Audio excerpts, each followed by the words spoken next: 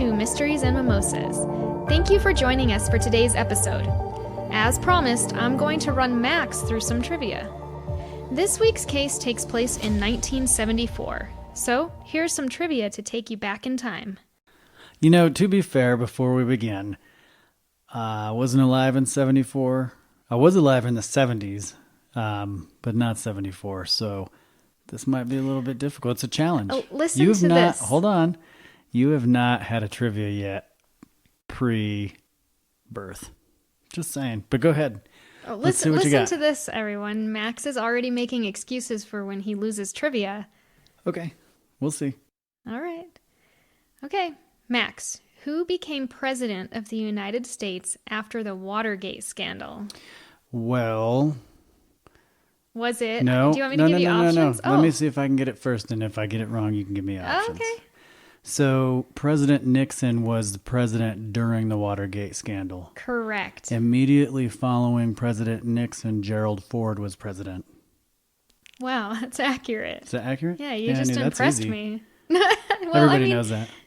Okay. Okay, next. I don't know. Do you have like stuff pulled up over there? Did you cheat at all? How could I possibly have pulled it up that quickly? I don't know. Watergate's easy. Well, Nixon, Ford. I know Nixon. Done. Yeah. Okay. Question 2, go. Wow. What TV show premiered in 1974 on ABC and included characters named Arthur Fonzarelli, Potsy, and Ralph Malph? Really? I know, it's so easy. Go ahead. The Fonz? Yeah. Happy Days? I know. I knew that would give it away, the Fonzarelli, but I'm trying to be nice to you. You're never nice to me. Don't be nice. Go ruthless. All right. What was the cost of a first-class stamp at the end of 1974? I would guess... Ooh, let me see. Sometimes I help you out, so I'm going to ask for help. Is it less than 10 cents? No. Is it 10 cents? It's 10 cents. Okay, now I'm creeped out, dude. You did. No. Somehow I swear to God, I didn't look at anything. Swear to God, I'm just... What? Lucky. Oh my gosh. I'm lucky. Fine. I swear I didn't look All right. at anything. I wouldn't even know where to look. In fact, you yelled at me when I was even walking anywhere near you when you were researching your trivia, so. Man, I'm going to have to do better. I'm going to do this again next week, and I'm going to have harder trivia. Oh, okay. I'm not done yet. See. I'm not done yet. Well, Let's see if you can sweep this trivia. Oh, well, now the pressure's on. Yeah, well. In 1974, who beat Babe Ruth's home run record? Well, I'm not a baseball fan, so I wouldn't know that. But a buddy of mine today showed me a picture when he was on an extradition trip in Las Vegas. He showed me a picture of Pete Rose. Oh, okay. Who beat his record? I don't know. Give me Options? options. All right. Catfish Hunter. Oh, I like Catfish Hunter. Steve Garvey. I was a catfish hunter once. Oh my gosh. Did you know? Hold on. Did you know, a little trivia for you, catfish can live for, I think, up to 60 days out of the water. They're able to get out of the water, travel by land to find a new water source to survive. I only knew that because you've told me that. But isn't it salmon do the same thing? Like they can get into like really shallow areas and go over the land to get into the water. They swim upstream. Probably. Yeah. Anyway, I don't think it's catfish, but go ahead. Second choice. Steve Garvey, Joe Morgan, or Hank Aaron? I've only heard of Hank Aaron, but I'm going to go with Garvey. Ooh, should have gone with Hank Aaron. Hank Aaron? Yep.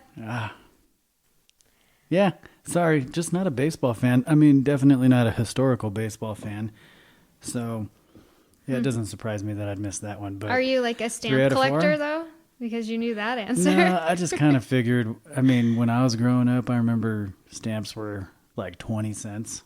So I'm just thinking, you know, a decade, take away 10, that's where I came up with 10 cents. Okay. That's why I asked, was it less than 10 cents? Right. But, okay, so is that it? No, this is the last one. Okay. In May 1974, the minimum wage was set to what amount? Oh, man. Is it less than $2.75? Yes. $1.95? No, more than that. More than $1.95? Okay. $2.15. Less than that. Okay, $2. $2. Wow, I was close. I was in the were ballpark. close. Yeah, Give it to $2 an hour. I give you pity points all the time. Oh. No? I still won. I mean, 3 out of 5. Yeah, that's true. You did. Let's I'm move going on. to say 3.5 out of 5. No, you don't get to do the point. Like, I try to give myself partial credit all the time, and you're like, nope. You either get the whole answer or That's you actually don't. not accurate. I've always tried to give you partial points and you pout. So, okay. Well, let's see. Next week. Who's pouting now? All right. Enough of that. Max, before we dive into this week's episode, what are we drinking today? So today's mimosa recipe is actually, it's really easy, and I just came up with it on my own because I posted a really cool picture on Instagram and Facebook of the mimosas I made this weekend. This one right here is my favorite ingredient, champagne, obviously, with, how do you say this? Blue curacao. Curacao. And a very small splash of cranberry juice. It was really good. Yeah, so a shot of, I guess, an ounce of blue curacao, the rest champagne, and a splash of cranberry. Easy. Easy peasy. That's the Mystery Monday. No, it's not Mystery Monday. That is the Max Wins Trivia Mimosa. Okay. That's what I'm going to name it. I like it. It's actually really pretty, too. It's a really pretty blue color. Yeah. So, okay. What do you have for us today? So, this week's episode begins in the summer of 1974 in Jacksonville, Florida. I love Florida, by the way. I know you do. I love St. Augustine, Florida. It's beautiful. Anyway, that summer into the fall, 5 young girls between the ages of 6 and 12 would go missing. 2 of the girls' bodies would eventually be recovered, but there have been no arrests or convictions in any of the disappearances or murders. Okay. So we'll begin with the story of Jean Marie Schoen. I'm not actually sure how you say it. If it's Schoen. I'm not sure if it's Schoen or Scone. I think it's shown. Schoen. She was affectionately called Jeannie by those who loved her. Oh. Jeannie was the first of the girls to disappear. On July 21st, 1974, on a hot and humid summer day, Jeannie left her grandmother's home to go to a local grocery store to purchase cigarettes for her Uncle Wayne. Jeannie and her brother Greg lived with their mother on the south side of Jacksonville, but would often visit their grandmother who lived along the I-95 corridor. Hanna's food store was located at 17th and Pearl Streets, approximately 2 blocks from Jeannie's grandmother's home, which was located on West 19th Street. So, different time, right? For sure. Yeah, I was just going to say that. I mean, so who sent her away again? So she went to the store to get cigarettes for her uncle. For her uncle. So so her uncle sent her to the store? Yeah. Yeah, definitely a different time. I think that, now I don't even trust, when our daughter was 9 years old, I never even trusted her to walk outside and play catch by herself. I know. You are very much helicopter dad. Yeah, I mean, she was always, playing with the softball, throwing it up in the air and stuff, and I always had to make her go to the back where people can't see her. So, yeah, it is a different time, and I don't know if that's because I'm hyper aware based on the sex crimes that I investigate, but I definitely would never send her to the bus stop alone at 9 years old, let alone the grocery store or the corner store to get a pack of cigarettes. Well, crazy enough that at 9 years old, you could go buy a pack of cigarettes to begin with, right? Yeah, I'm guessing that the store owners probably knew the uncle, and that was pretty regular. I remember in high school, our gym teacher would send us to this grocery store to go buy cigarettes for him. Wow. Yeah, actually, it wasn't cigarettes; it was chewing tobacco. Oh, okay. Yeah, but he'd give us money, and he'd say, "Hey, run down to the store. It's only like 4 blocks, maybe 3 blocks away from the gym," and we'd pick him up his tobacco and bring it back to him. Wow. And they never questioned anything because you just said, "Hey, it's for our gym teacher." Interesting. Yeah. So I don't know, what was it? So, I mean, was child abduction and murder and all these things, was it really less prevalent then than it is now?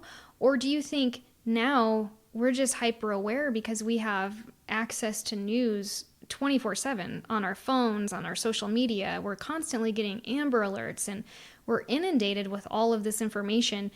Do you think it just seems more prevalent now because of that? No, I think it's a multitude of things. Number one, yes, we are more aware of it because of the news articles and more reporting and everything. And social media makes information so much more readily available to us than it once was. I mean, I'll be honest with you, I always kind of wonder, I don't mean to get off topic, but I always wonder, why are we not smarter than we are? We have everything in the world at our fingertips, literally on a handheld device, and yet we get stupider as a human race. I mean, if you think about it, you probably even notice yourself just getting worse at grammar the more that you text because you use shortcuts and you use autocorrect and you use, auto-suggestion. But no, I think that it's definitely a culmination of the information that's readily available at our fingertips that makes us more aware. But also, I think that it's more dangerous for kids these days because of the social media aspect. It's easier to connect to predators. It's easier for predators to find children online who are looking for that connection because it's easy to have a conversation with a stranger when you're not looking at them face to face, even for an introvert. Right. And so it's easier for a predator to have that access to those children and those children to fall prey because that person's not real until they're picking them up or coming to kidnap them or coming to pick them up from school, whatever the case may be. You know, in 1974, we didn't have Snapchat with Quick Add. We didn't have Instagram. We didn't have the ability to send an Uber to a child's house to pick them up. So while law enforcement obviously had a much more difficult time solving cases back then, they weren't investigating the same cases we have now. And what I mean is, not every house had a doorbell camera. Not every house had security surveillance systems. They couldn't ping cell phones. They couldn't, we were disconnected in a way that made it more difficult to investigate crime. Whereas today, yes, it's a little bit easier, but we're also faced with bigger challenges with that social media aspect. Okay. So on the flip side of that, I'll play devil's advocate here. So yes, social media has made it easier maybe for predators to prey on our children. But think about 1974 and the lack of supervision with kids. They were being sent to the store because it was just assumed it was safe. They were allowed to go out and play all day until the streetlights came on. And their parents probably didn't know where they were during all those hours. So didn't predators have just as much access to kids back then in that aspect? I don't think so, because I think they have just as much access now, if that's what we're talking about, as they did back then. And the reason I say that is because, yes, my curfew was nightfall. When the streetlights came on, I did have to come home. I rode my bike all over town with my friends, without my friends, and my mom never knew where I was. I don't necessarily think that's bad parenting. I just think that's the way that it was, because that's probably the way that she was raised. But the reason I say it's not, more dangerous then because kids were out more is because I just pay attention when I'm driving anywhere, and kids are still walking to high school. Kids are still walking to elementary school. I can pass kids at the park that are unsupervised that are way too young to be out by themselves. Not only that, but if you look at any given bus stop, there's kids out there that I know leave their house without a coat. So they forget, cell phones. We can track them with cell phones. They forget things. And so, no, I think it's a lot easier nowadays than it was back then. But you're right. It is a good point. It was easy then, too. All right. So diving back into our story. So Jeannie was given money by her uncle to run down about 2 blocks to the grocery store to buy some cigarettes. Jeannie arrived at Hanna's food store and purchased the cigarettes, but when she left, she forgot to take the pack of cigarettes with her. Jeannie returned to the store a short time later and picked up the cigarettes. Jeannie told the store clerk she planned to take the change left over from her purchase to play pinball at a local arcade called the Hangout. When Jeannie hadn't returned to her grandmother's home approximately 15 minutes later, her grandmother sent Jeannie's brother Greg to look for her.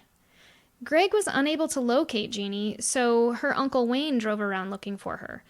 Wayne was unable to locate Jeannie either, but found out that she had actually arrived at Hanna's and purchased the cigarettes, and then left in the direction of her grandmother's home. The owner of the Hangout reported that he saw Jeannie, and he told her the arcade was closed because he had just cleaned the floors.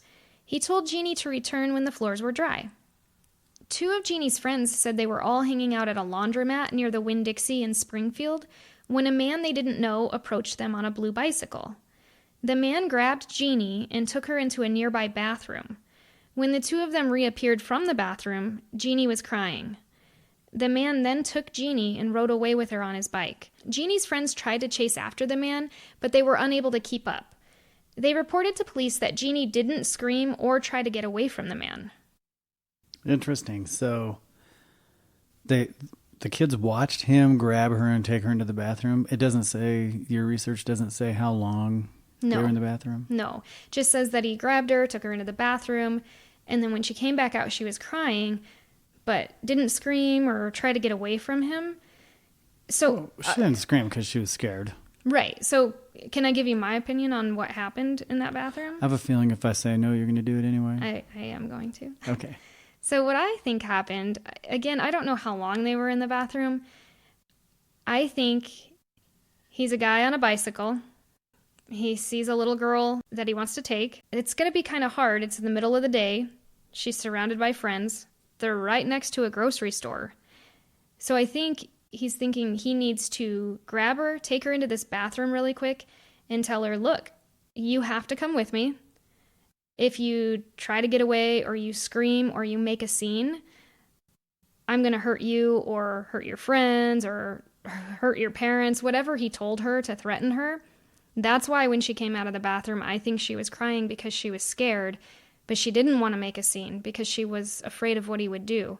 So that, I think, was his ploy to be able to get her on his bike and ride away. I mean, because he's on a bicycle. All her friends have to do is go into that store, get an adult, and say, look, this guy's trying to take our friend. And I don't think he was in the bathroom for an extended period of time because, I don't know, if I'm 9 years old and some random guy comes and takes my friend into the bathroom, within a really short time, I'm going to start being worried and being like, well, I'm going to go in there and check on her, or I'm going to go get an adult. So I think whatever happened was really quick. Yeah, it's possible. I mean, all we know is that she was taken, dragged into the bathroom by this man on a bicycle, and then she came out crying. So depending on how long she was in there, I think you're right. If it was a short amount of time, which makes more sense, then yeah, he probably did do something to scare her and terrify her, which is why she would come out crying. Or, it doesn't take long for, a predator to sexually abuse a child. It doesn't take long at all. I remember a specific case that actually happened this year where this person was suspected in multiple jurisdictions of touching little girls. And one of the jurisdictions had video footage of him in a play area. He took his kid to this play area. It's like a bounce house. Has a bunch of arcade stuff. In this particular area where he did it was in a ball pit.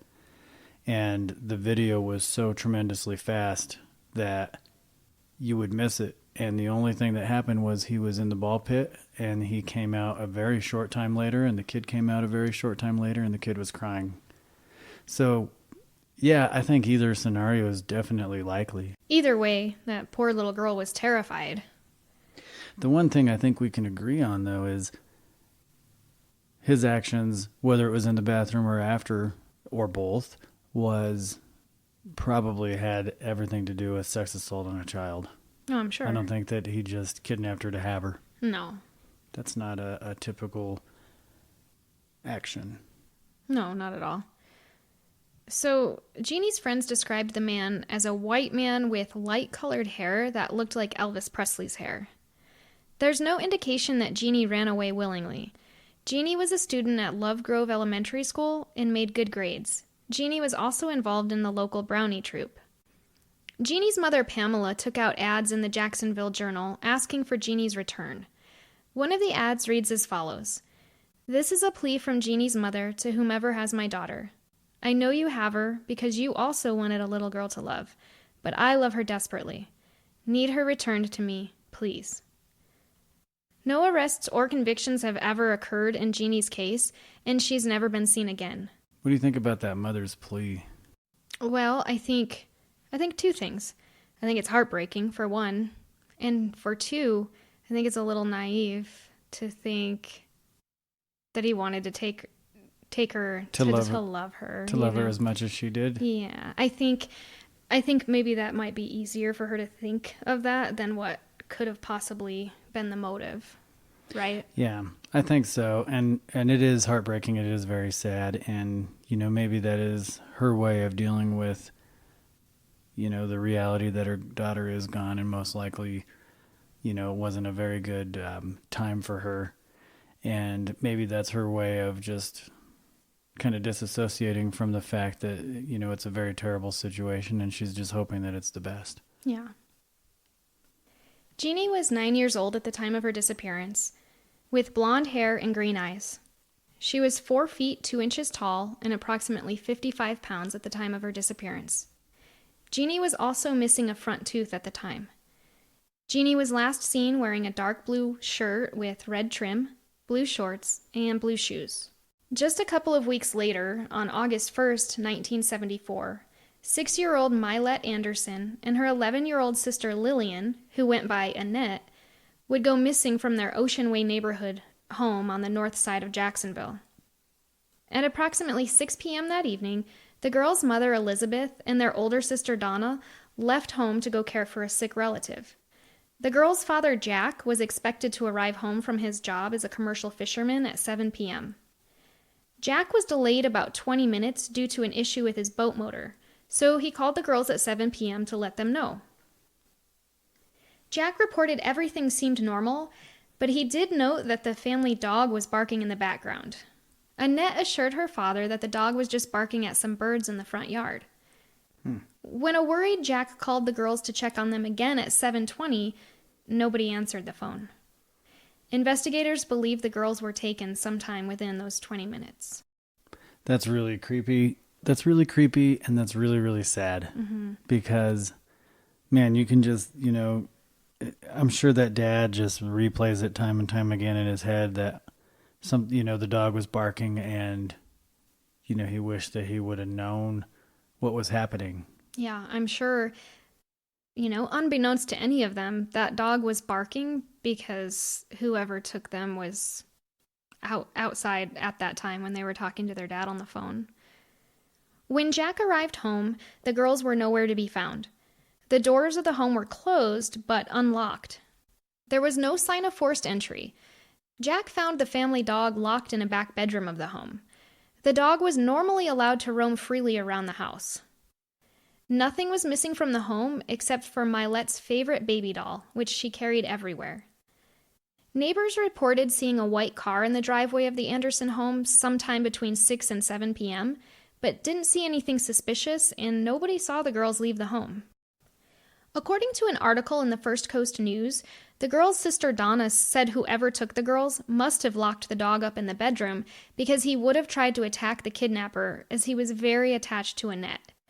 Donna also said she believes whoever took her sisters must have had a plan in place because the family lived on a secluded road. So it sounds like, they had neighbors, obviously, but it sounds like it was a secluded area where somebody wouldn't just happen by. Like, they would have had to have known there was a house down there with two little girls. It's odd to me because I don't know that her mom and sister had planned to leave that night to go care for a sick relative. Obviously, whoever took them wouldn't have known that their dad was delayed 20 minutes either, right? Because that was just a freak accident. Something happened with his boat motor, so that's the only thing that delayed him from being home at the time they were taken. So I don't know. I don't know how planned out it could have been. Do you think it's possible that somebody close to the family showed up expecting to meet with Dad and found Dad not there because he was delayed. But so they came to meet Dad and then Yeah, took the because- girls instead? Right. Maybe it's somebody, you said it's down a secluded road, Yeah. right? Mm-hmm. The girls were definitely not planning to be there alone at that time. Right. Dad was expected to be should have there. been home. Right. Should have been there. Mm-hmm. Obviously, there's nothing here to indicate that Dad had anything to do with it. He cooperated with police and he provided a really, really excellent timeline. Right. What I'm saying is this didn't just happen by accident. So either somebody was watching the house and knew that these girls were home alone. And that I think it's somebody close to the house. It's either a neighbor, somebody in the neighborhood, who had been watching them, and they took advantage of a situation where these girls were home alone. Yeah. I mean, they had to have been watching because they watch Mom leave and expect Dad home at a certain time. He doesn't show up, so they take that opportunity, I guess. I don't know. Yeah, or like I said, or it's somebody close to the family that was there to see the family, meet with Dad maybe, or meet with Mom maybe, or both of them.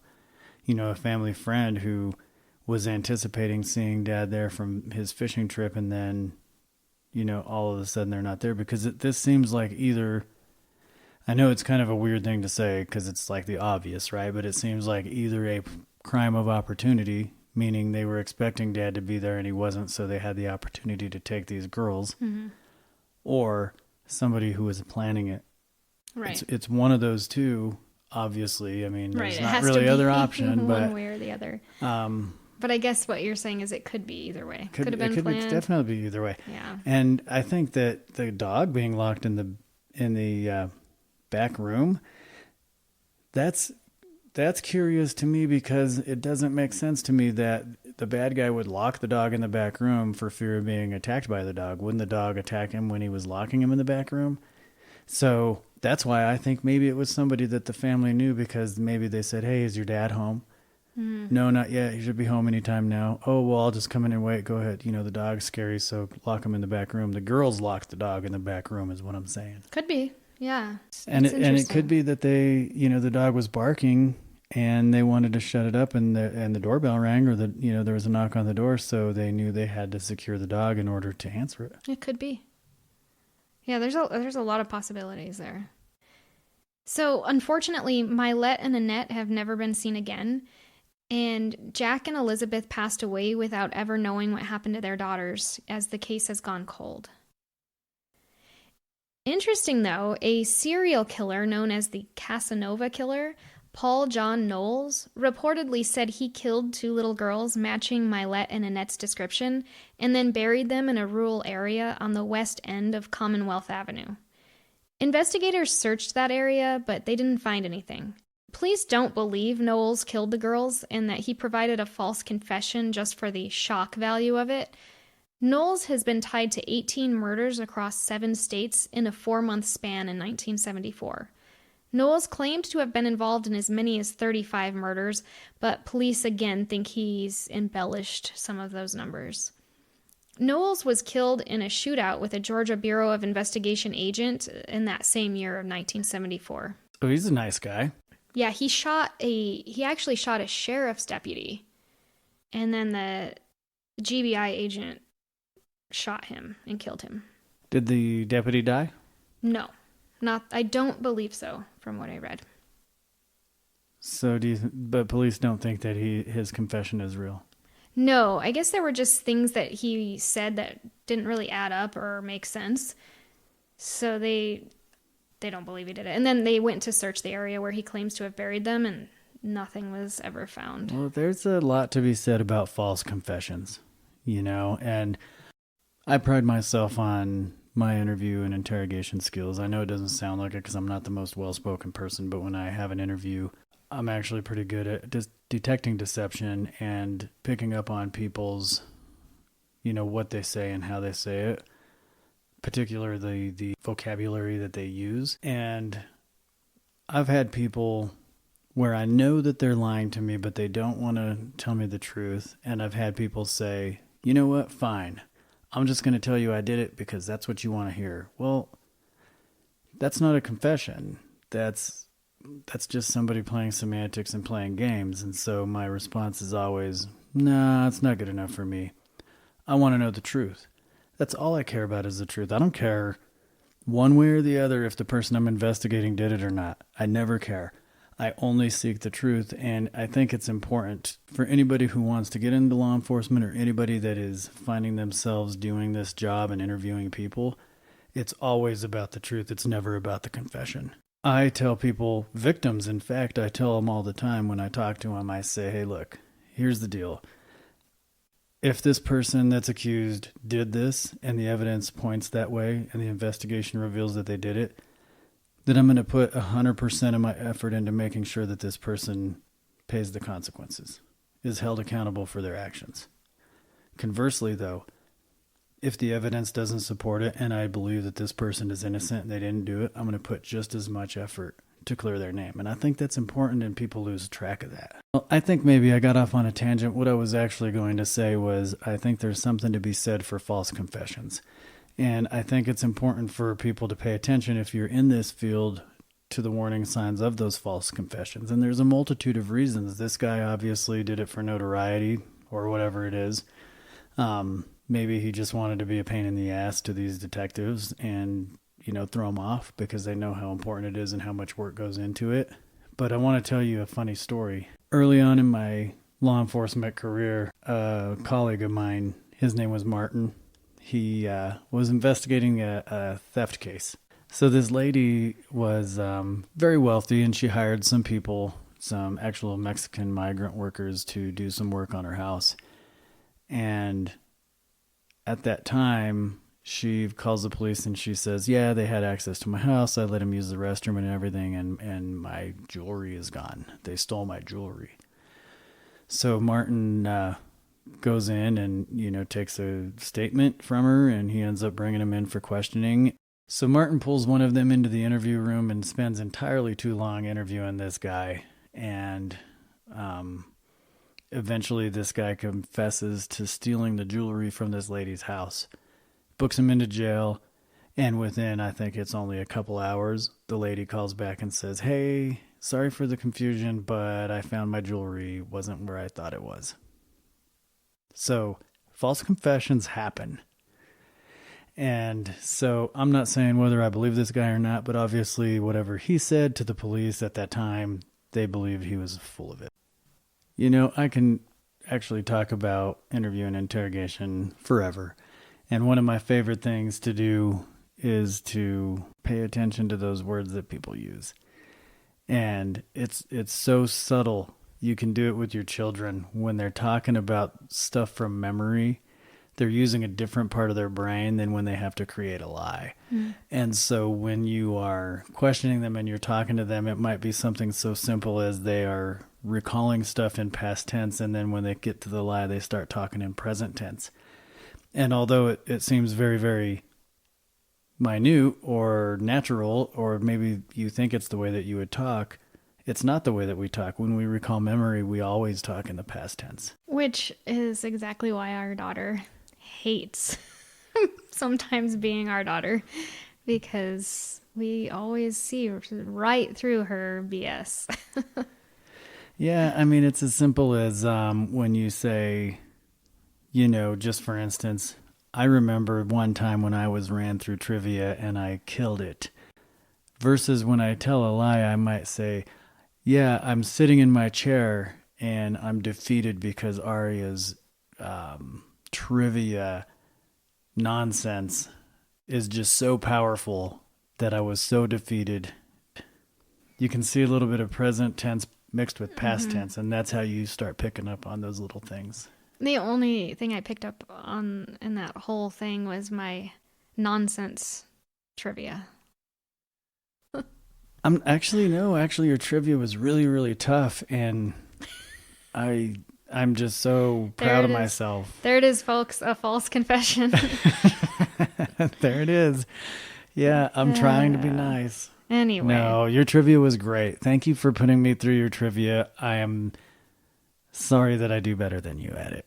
Maybe next week's better. I mean, I don't know. We'll see. We'll see. Okay, what else we got here? All right, continuing on. Mylette Josephine Anderson was 6 years old when she disappeared and would be 52 years old today. She's described as a white female, 4 feet tall, and 50 pounds with blonde hair and blue eyes. Mylette has a heart condition and asthma and requires medication if she becomes too excited. Annette was 11 years old when she disappeared and would be 56 years old today. Annette is described as a white female, 4 feet 4 inches tall, and about 60 pounds with brown hair and blue eyes. Annette is her middle name, remember, and it's the name she goes by, but her first name is actually Lillian. Annette does have a thyroid condition and requires daily medication. If you have any information at all about Jeannie, Mylette, or Annette, please contact the Jacksonville Police Department at 904-630-1157. So you think these are connected? I don't know. I mean, we're talking about 5 little girls between the ages of 6 and 12 going missing within like a 3 to 4 month period, all from the same city.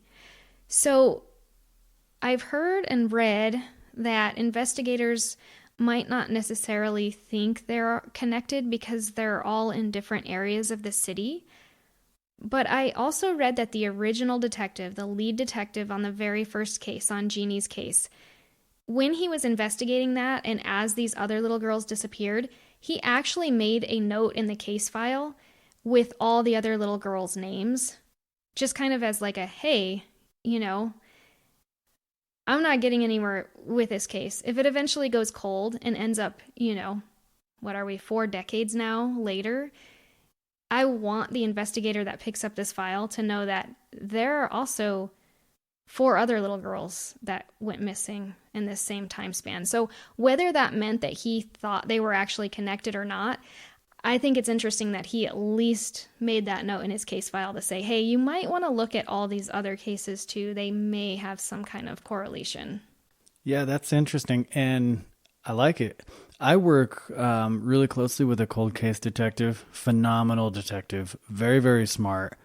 And I love him to death. He's a great guy. And, you know, I just like to hear his stories from the cold cases that he does or that he investigates, because he's told me stories like, oh my God, you'll never believe this. I was going through, you know, boxes of files from the 80s and I found evidence just sitting in a manila envelope. It's never booked into evidence, and now I have to, you know, book it back into evidence or do this or do that. And so just those little notes are pretty awesome to look back on. It's like almost like a time capsule where you just pick it up where it was left off. Right. Like he never thought like this case would go. I'm sure he hoped that this case wouldn't go 4 decades without resolution, but in the event that it did, he's like, I'm gonna notate this for these future detectives to say, hey, look, don't forget there's these other 4 cases, and they might actually all be related. Yeah, and it's always interesting to have a whole new set of eyes on it because, you know, like I've said in past episodes, everybody has a different perspective of everything. You and I may witness a crime and you're going to have a completely different witness statement than mine because we all perceive things differently. And so that's why cold cases are just so fascinating, because you can pick it up and have a completely different perspective and thought process than the 3 other detectives that had it before you. Exactly. I like it. Yeah. Okay. Well, I think you did a really good job taking control. I'm just going to take a back seat from now on. So now the only thing that you have to do is update our Instagram, update our Facebook, our website, and everything else. Oh, and produce this episode, and we should be all set. Negative. I know how to do none of those things. No, I can figure out the social media, but beyond that, I'm just good at putting together some nonsense trivia for Max. No, it's not nonsense. I told you it's very, very tough. I think that I would say probably 94% of our listeners knew that. Yeah, okay. It was easy. If you're listening and you got Nixon and Gerald Ford right off the bat like I did, you are probably a product of the 70s and 80s. All right. Anyway, join us next week as we discuss the cases of the other 2 girls, Virginia Helm and Rebecca Green, who were kidnapped from the Jacksonville area in September and October of 1974. And don't forget to visit us at mysteriesandmimosas.net. There you'll find photos of the missing girls, which include age progression photos. We have also posted a photo of serial killer John Knowles, along with our source material for this episode. And if anybody has a 1974 10-cent forever stamp, please upload a picture of that. I'd like to make that my profile picture. So he can gloat about it. Okay. Anything else? I don't think so. Thank you for listening, and please drop us a line. And lastly, I really would love for you to send us pictures drinking mimosas out of those dragon glassware cocktail glasses. Absolutely. We'd love to see that. So, all right. If there's nothing else, Done, son. cheers. Cheers.